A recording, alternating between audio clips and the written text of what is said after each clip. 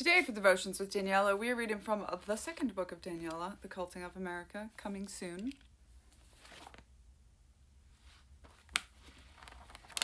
Where does the spirit of Medusa guide us?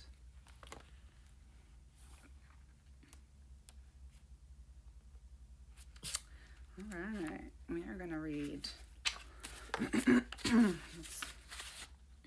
the end of the Sacred Assumption chapter.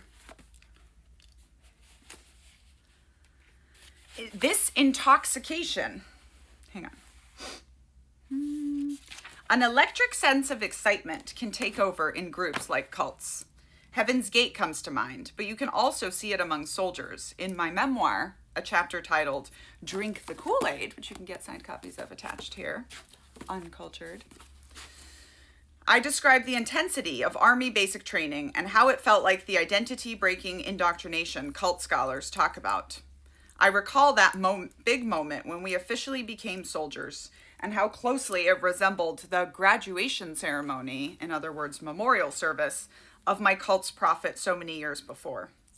The pageantry, the ceremony, the messaging, standing straight as boards, not daring to move an inch, singing of freedom when we were, at this moment, anything but free.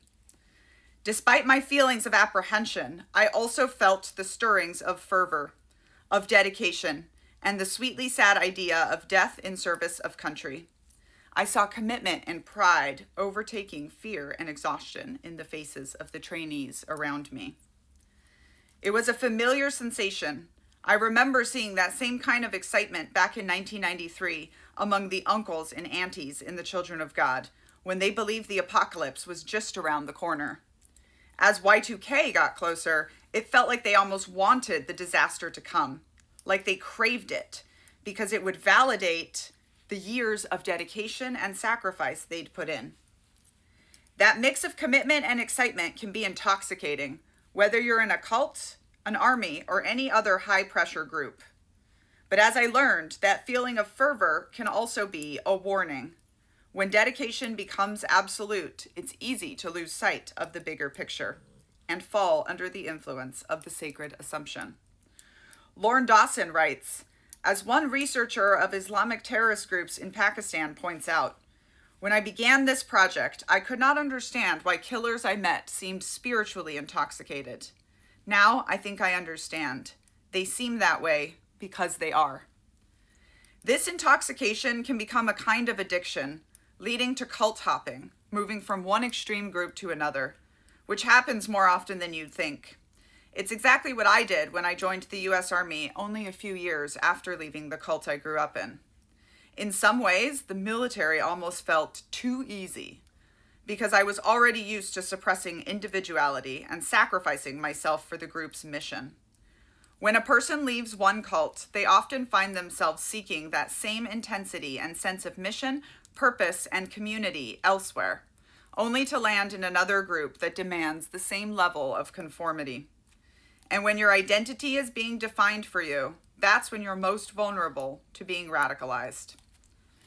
As mentioned earlier in this chapter, one of the most significant indicators of someone who might be vulnerable to cults is feeling isolated and disconnected from society.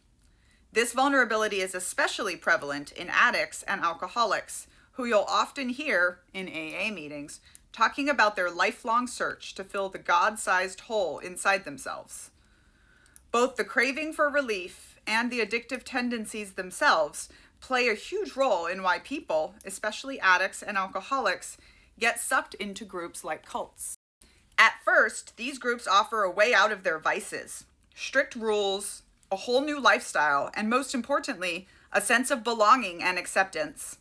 But what starts off feeling helpful and supportive quickly becomes suffocating, completely overshadowing their previous lives. The intensity and control provided by the cult end up matching the feelings they used to get from addictive substances. That's where intensity addiction comes into play, the need to constantly chase that high. And cults are experts at providing it. High control, high demand environments are the perfect substitute for what they used to get from alcohol, drugs, or whatever their vice was. Groups like the Children of God back in the 60s or Scientology today have been incredibly successful in getting people to quit their previous addictions. But the trade-off is that the cult becomes the new addiction. Members get hooked on the control, the mission, and that feeling of superiority that comes with being part of something that promises to fix them.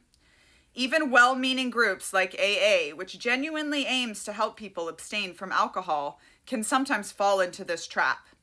When all members of a group have the same interests, it can create a situation of optimal control, making it easier to keep everyone in line because everyone's chasing the same goal. Because there is nobody ostensibly in charge of AA, it's not so much about the leaders exerting control, but the group itself maintaining its ideological bottom line. The group's mission starts to replace the addiction, but that same dynamic of dependence and intensity is still there. It can be argued, of course, that in good and helpful groups like AA, the benefits outweigh the drawbacks, and this new dependence on the group is ultimately positive if it keeps the members sober. Many members have found this to be true, but that experience is far from universal. What consistently benefits the cult is that members willingly embrace their own indoctrination. As Daniella points out, the primary objective of a cult's system of influence is to get each member to fully identify with the leader and the group. For this to work, members must believe they are in control of their own fate, even as they hand over that control to their leaders. Lalich gives the example of Heaven's Gate, where members were agents of their own transformation when they committed mass suicide with a cocktail of alcohol, phenobarbital, and asphyxiation in order to transform themselves into immortal extraterrestrial beings. #cults always promise space travel. They knew the change would be tough, but they were committed to it. Not because it was forced on them, but because they believed it was their choice.